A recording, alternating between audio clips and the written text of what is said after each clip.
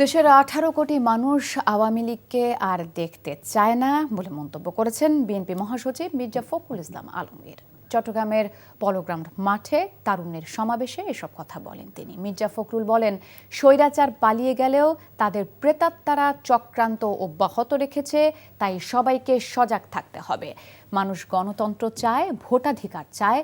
উল্লেখ করে মির্জা ফখরুল আরও জানান, গণতন্ত্র নিয়ে যে কোনো চক্রান্ত প্রতিহত করতে জনগণ প্রস্তুত। বিএনপির 3 সহযোগী সংগঠন ছাত্রদল, স্বেচ্ছাসেবক দল ও যুব দলের উদ্যোগে তারুণ্যের এই সমাবেশ অনুষ্ঠিত হয়। মঞ্চে উপস্থিত ছিলেন বিএনপির স্থায়ী কমিটির সদস্য আমির খসরু মাহমুদ চৌধুরী।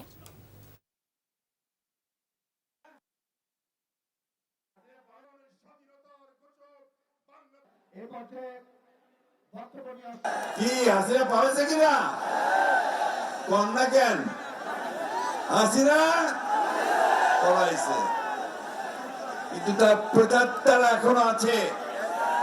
তারা এখনো ষড়যন্ত্র করছে বাংলাদেশে আবার তাদের রাজত্ব প্রতিষ্ঠা করবার। পারবে নাকি বন্ধুগণ? আমাদের তরুণদের সামনে তারা টিকে থাকতে পারবে? তাদের ষড়যন্ত্র চক্রান্ত কি সফল হবে?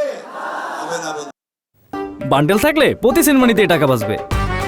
বিকাশ সেনমানি বান্ডেল কিনে জিতুন প্রতি লেনদেনে।